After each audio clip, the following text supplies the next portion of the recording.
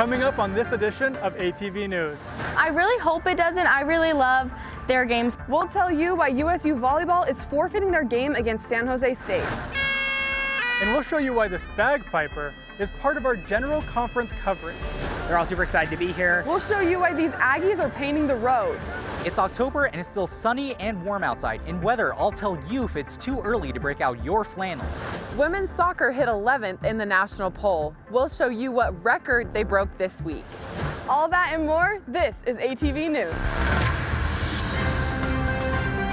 From the campus of Utah State University in Logan, Utah, the Department of Journalism and Communication presents the award-winning newscast, ATV News. It's definitely a hard situation because we want to be inclusive, but at the same time, it's hard with biology and women that have been working their whole lives to play volleyball, get the scholarships. I can only imagine how many hours have gone into work of their training. Students are reacting to USU forfeiting the San Jose volleyball game. The university and athletics has not said why. Welcome to this edition of ATV News. I'm Jackson Day. And I'm Kelly Winter. Utah State University women's volleyball forfeited their game against San Jose State on October 23rd. Kaylee Kincaid joins us now live in the newsroom to give us some more information. Yes, USU did forfeit, but they did not say why. They only posted this statement on their website saying they will not be participating in the scheduled October 23rd match. But Governor Spencer Cox did make a post saying that he stands with Utah State's students and coaches. He also says it is essential that we preserve a space for women to compete fairly and safely.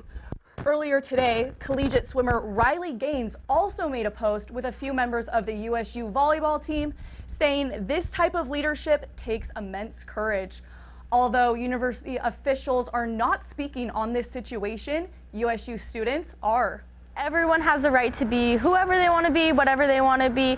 But in the aspect of sports, I believe that they had every right to forfeit. Biology of the human body seems to be on many students' minds when thinking about this issue. It does provide a strong set of ideals for the USU volleyball team that I do think correlate well with the demographic of this university, and I do think people will see that. There have been points made on both sides of this situation, but does it come down to athletic ability or something else entirely? Every student that I spoke to believes that Utah State made the correct choice. All athletes must submit appropriate documentation upon request for the USA Volleyball Gender Committee Board. Testosterone levels must be less than 10 nanomoles per liter for a minimum of 1 year prior to the application to compete. It's hard with biology and women that have been working their whole lives to play volleyball, get the scholarships. I can only imagine how many hours have gone into work of their training. I just feel like if I was in the situation as the volleyball team, I would want to forfeit the match as well, because training your whole life for a situation like this and then having to go up against someone with a different athletic ability than you, I would absolutely want to forfeit the match. I think it's really complicated. We will continue to reach out to university officials and let you know as more information comes in. Reporting live, Kaylee Kincaid, ATV News. Back to you at the desk, Kelly. Thanks, Kaylee. Fire officials still don't know what caused the mysterious smell of smoke that brought firefighters to student study sessions. On Tuesday morning, Merrill Kazir library staff submitted a ticket that it smelled like smoke. At 9:38, the Logan Fire Department arrived. The library stayed open, students ignored the sirens, and kept studying. The fire department never found where the smoke was coming from. Logan Fire was cleared out by 10:30 a.m., and there were no injuries.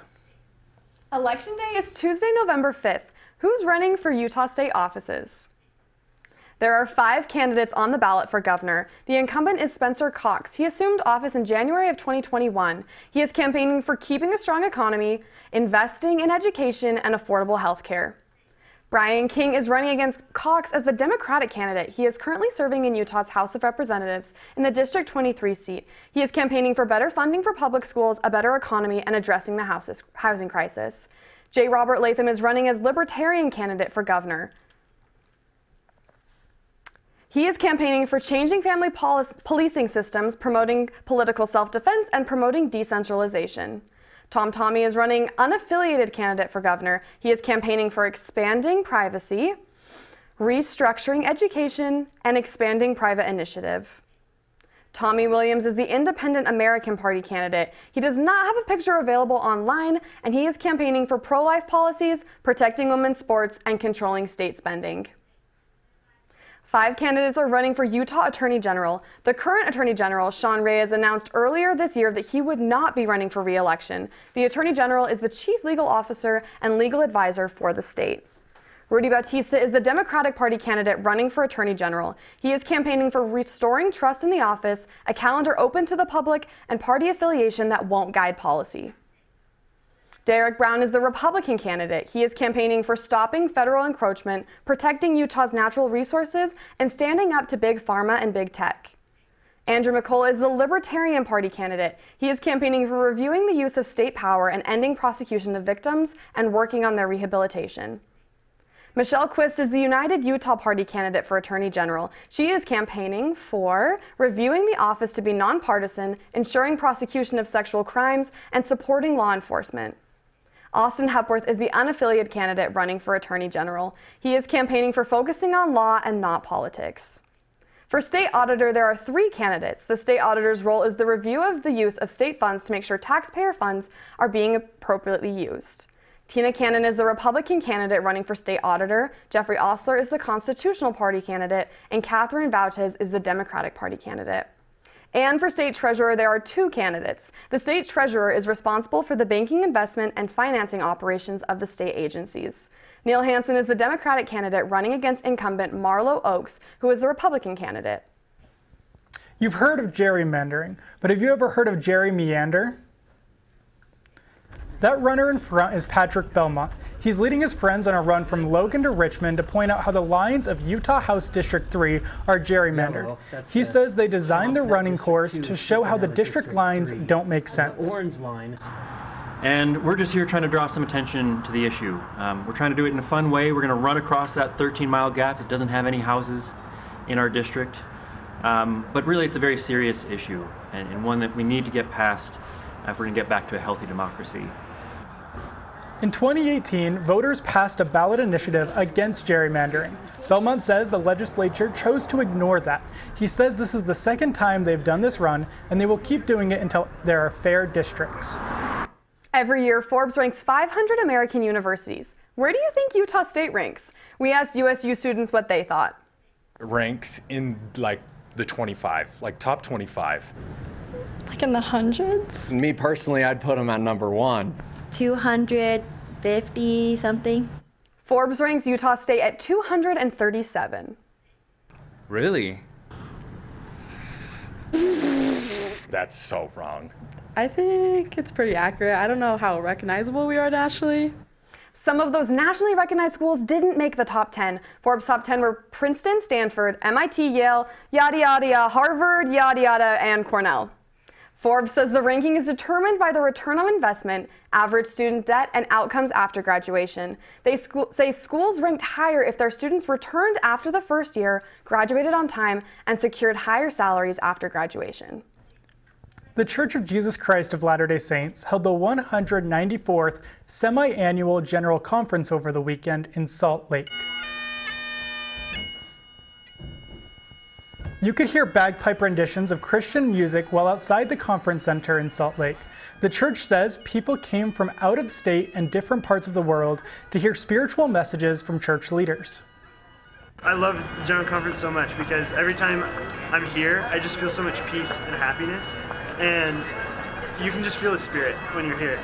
There were also members of other faiths who went to the conference center to share their beliefs. We're here because God loves these people. We love these people. We love you guys. We want you to be saved. We want everybody to be saved.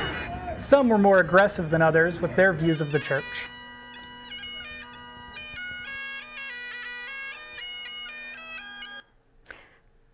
Sunday afternoon session, President Russell M. Nelson announced the church will construct 17 new temples. Behind me is a map of the world. The locations for those new temples are Xochitán de Zaragoza, Mexico, Santa Ana, El Salvador, Medellin, Colombia, Santiago, Dominican Republic, Portimont, Chile, Dublin, Ireland, and Milan, Italy, Abuja, Nigeria, Kampala, Uganda, Maputo, Mozambique, Coeur d'Alene, Idaho, Queen Creek, Arizona, El Paso, Texas, Huntsville, Alabama, Milwaukee, Wisconsin, Summit, New Jersey, and Price, Utah. This will make 367 temples either announced in construction or dedicated by the church, and 185 temples that Nelson has announced since becoming president of the church in January of 2018. Mr. USU kicked off homecoming week with a big crowd. My favorite part of tonight was to see everyone's talents, and it's just so fun to see what everyone's passions are and how talented we are as a university. I also competed in Miss USU, so I can feel the nerves and the stress of them, so they all did amazing tonight, and it's so fun to watch the university come together, and the crowd was so electric, and I'm so proud of everyone tonight. Mr. USU takes place during homecoming week every year. This year, 12 men competed for the title. The event is hosted by students and starts off with an opening number from all the contestants. There is a wide range of talents performed, including singing, dancing, and skits. Men are selected to represent each college as well as clubs here on campus. First and second attendant awards are given before the crowning, and your new Mr. USU is Mr. Art Henry Silva. It's homecoming week at USU, and students are already making their marks on campus. Students gathered outside the TSC Monday evening to paint the Aggie bus loop. They used Aggie blue and white paint to get creative and make images and messages that represented themselves. Organizers say over 70 clubs, fraternities, and other organizations made reservations to paint squares. They're all super excited to be here. It's a great way to kick off homecoming week, and I'm really excited to have the opportunity to do this event. These are some of the finished designs students made.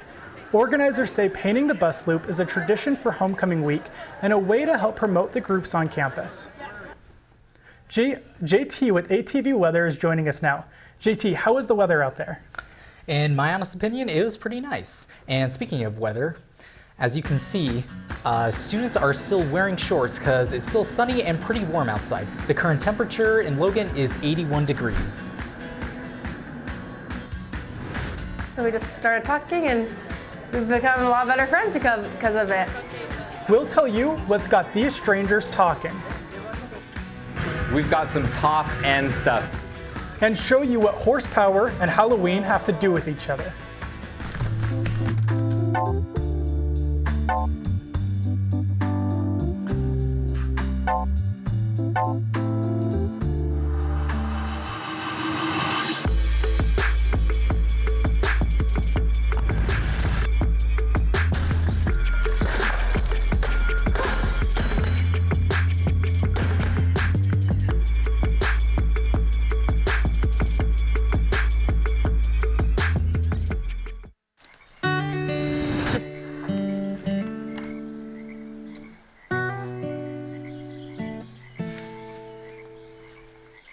When you're out there, there's no telling what you'll find. I see it, I see it! Oh, look at you. There are some moments only the forest can inspire. Find yours at discovertheforest.org.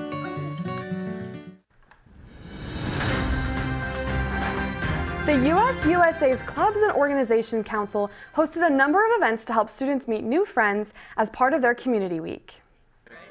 During the final event of the week, students played with Play-Doh and Legos, made bracelets, and painted as they met new people. Organizers say they hoped having something to do might make talking with strangers more casual. Event-goers say they could talk with people they might not have otherwise because the event was specifically for meeting new people. I sat down by a person that I recognized who was in one of my classes, and I sat down and I was like, hey, how are you liking this class? And we just started talking, and we've become a lot better friends because of it. About 40 people showed up, and event-goers said there were plenty of people to talk with, but there weren't so many it was overwhelming. Car enthusiasts and kids came together this weekend to blend horsepower and Halloween spirit. Culture Crash held one of the last car shows of the year on Saturday. Culture Crash is a car show that collabs with artists within the car community. And this one was a Halloween car show where the donations went to Angel's Hands, an organization that helps families with rare, undiagnosed medical conditions. The kids that are getting benefit from the charity get to dress up and come and be part of it and walk around in their costumes. There were 400 cars, a costume parade, and a live auction. The auction items were donated by community members, and the characters walking around donated their time to make this event happen. They raised $39,152 for Angel's Hands Foundation.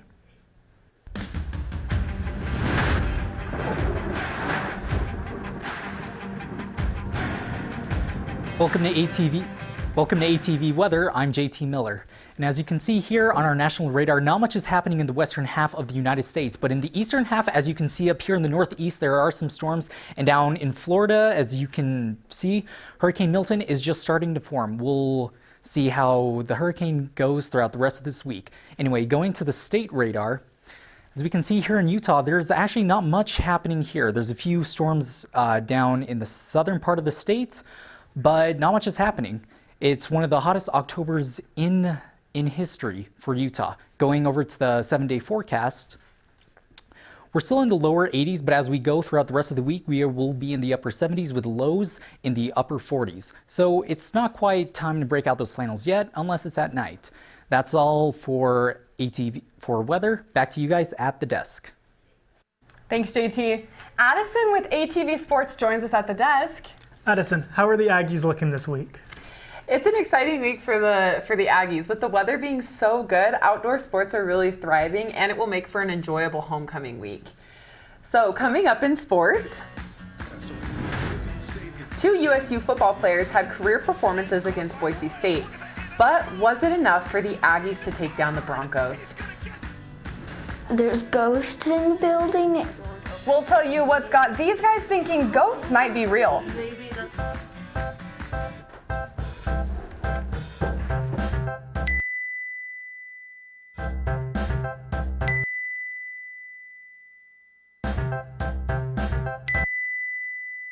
Planning the right amount of food is hard. The Guestimator makes it easy. Just tell it who's coming and what's for dinner. Then it tells you how much to make. And yes, it even plans for leftovers. Try it at savethefood.com. Here's your check.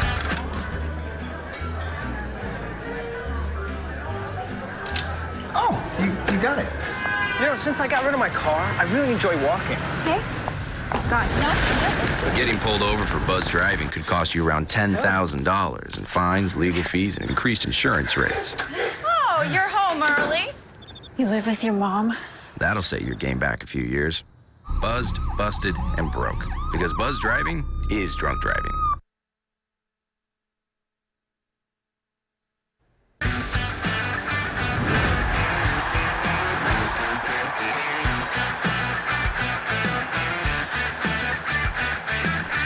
That was the first goal of the USU women's soccer game against San Diego State Thursday. Welcome back to ATV Sports. I'm Addison Stoddard. We're going to kick off sports by talking to you about USU versus SDSU in soccer Thursday at home. Sophomore Brooklyn Smith made this goal into the left corner of the net. This was her first career goal. But she wasn't done yet. She made this goal outside the 18-yard box to pick up a pace, making the score 3-0. Then Tess Swartz cleans up a pass from Kate Christian to score goal number 4 for the Aggies. Presley Ray then scored the final goal for the Aggies that night. This also was her first collegiate goal. The Aztecs scored in the 89th minute of the penalty kick. The final score was 5-1 Utah State. This is the first win in program history over San Diego State. The women's volleyball team played UNLV on the road Thursday. UNLV starts the game out with a kill from senior Chloe Thompson. Senior Adna Medmadovic answered back with this kill, getting around the block by Chloe Thompson. Sorry about those technical difficulties. Awesome. Okay, we will now see this from Medmadovic, her nice kill off the block.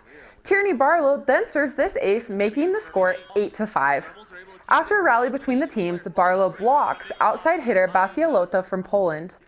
The first set ended with an ace by the Aggies and the score being 25-16. UNLV started the second set with an ace from Rihanna Dean Jackson, making the score 4-1. USU answered back with an ace by freshman Delaney Lawson, the first ace just barely making it over the net. This puts USU up 10-5. Aggie number 5, Lauren Helgeson, makes the final kill with a rally from both teams. The final score in the second set was USU 25, UNLV 20. In the third set, the Rebels made the first moves, creating a 9-2 lead with kills like this by UNLV Gabriela Arteche Ramos. With the score tied at 24, the Aggies pulled ahead when this kill by Medvedovic is blocked and lands out of bounds. The Aggies finished the set 26-24, sweeping the match 3-0. Utah State's men's tennis competed in the Mountain West Fall Individual Qualifier Tournament. On the final day, David Mariosin and Mohamed Al-Khattab played against UNLV in the final match. The duo won the doubles bracket in 2 sets when Nevada dropped out. Senior Sergi Miko placed 4th in the singles bracket. Other members of the men's tennis team competed in Idaho State Invite the same weekend. Idaho State knocked out USU Dmitry Gobin and Elliot Noble in the final match. USU took on Boise State on Saturday on the Smurf turf. BSU Aston Gentry runs the ball 63 yards to score the first touchdown of the game 13 minutes into the first quarter. This was his first time touching the ball.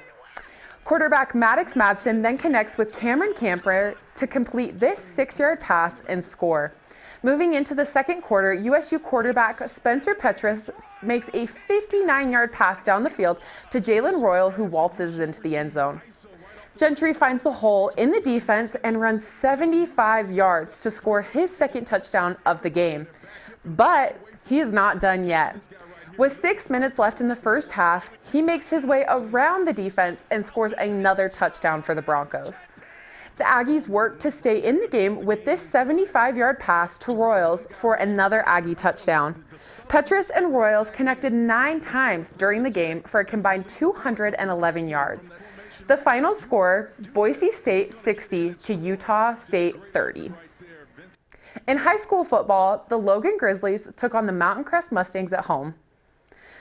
With the first quarter starting out slow and neither team scoring, Mountain Crest running back Preston Armabell ran the ball up the middle of the field to start off the second quarter. Further down the field, Armabell scored the first touchdown of the game for Mountain Crest. As you can see here, he makes his way around the defense and into the end zone. He ended up running 126 yards that game. Logan kicker Ezekiel Taylor then scored this 40-yard field goal with 1 minute and 45 seconds left in the second quarter. Mountain Crest quarterback Braden Larson launches a 67-yard pass to wide receiver Micah Clements. Clements catches the ball and scores the final touchdown of the half. Clements ran a total of 67 yards this game. At the start of the second half, Logan running back Mason Birch caught the ball and ran up the sideline, getting tackled just 7 yards short of the end zone. Quarterback Easton Favero passed the ball to Logan number 6, Reed Olson, to score the first touchdown for the Grizzlies and the only touchdown in the third quarter. The quarter ended with Mountain Crest at 14 and Logan at 9. Moving into the fourth quarter, Armabell scores his second touchdown of the night after a handoff from quarterback Brady Muir. Logan answered back with a 7-yard pass from Favero to Olson for the final touchdown of the game. This was also his second touchdown of the night. Final score for this game, Mountain Crest 20, Logan 15. You're all caught up on sports. Back to you at the desk, Jackson. Thanks, Addie. Do you think ghosts are real? The USU Museum of Anthropology says even if they're not, their impact on society is. I went to the museum's Family First Saturday to show you how kids and adults got in the spirit. Oh man, that guy's scary. While making crafts and playing bingo, Families learned about ghost stories from around the world. Museum staff say these stories give us insights into different cultures. The stories we tell each other reflect the values of a society. I heard it comes alive at night. Yeah? Goodsill says some of the legends the kids heard were probably made up as cautionary tales to scare the kids away from danger, and others show a glimpse into a culture's beliefs about death. It feels better if you don't think death is a forever goodbye, if you think you're going to see him again. The door was open and it immediately slammed closed. Then guides took groups to supposedly haunted spots on campus and told them local legends. Here on the 4th floor of the Rayby West building, Goodsill told stories of disembodied laughter and a ball that moved on its own, then used an app like this to try to communicate with the spirits. There's ghosts in the building and they were just all of a sudden speaking and it was scary for me. Go ahead, what do you want to tell us? There's no proof the app does anything more than put a word on screen, but even adults said there were moments that seemed to be a little more than coincidence. To maintain my coolness as a mother, no. I was not scared at all, but I do think that it was a little spooky. At one point, a few minutes after I joined a group, the group was surprised when the app displayed the words, attack, then camera. Please don't attack the camera, it's expensive equipment. Despite being a little spooked, both the kids and adults say they had fun. We try to make any kind of activities that they do here just because it's so family oriented, and they make sure that even I as the parent am involved. I loved going on the tour. I wish I could go on it again and again and again. The Museum of Anthropology is hosting more ghost tours next week. You can visit our Facebook to learn more. Halloween is right around the corner. How obsessed are you with spooky season? According to journal research, Utah ranks 3rd in Halloween obsession. Nevada is ranked 1st with 1,485 searches per 100,000 residents. Wyoming comes in 2nd place with 1,365 monthly searches per 100,000 people. Next is Utah with 1,365 monthly searches. Halloween is the most popular search term in 44 states. The other most popular Googled term were Halloween costumes, Halloween decor, and Halloween movies. The most popular Halloween candy this year in Utah is candy corn, then Tootsie Pops, then M&Ms. M&Ms are the most popular candy nationwide this Halloween season. Honestly, I don't understand why candy corn would be in 1st place. I don't really like it, but my wife keeps buying it, so I keep eating it. I love me some candy corn. I personally prefer the pumpkin candy corn over this, but I will definitely be eating some of that later. And I have to agree with Jackson, I don't really like it. Thanks for watching this edition of ATV News. You can watch this and other editions on our Facebook page. We'll leave you with another look at Mr. USU. Have a great week, Cache Valley.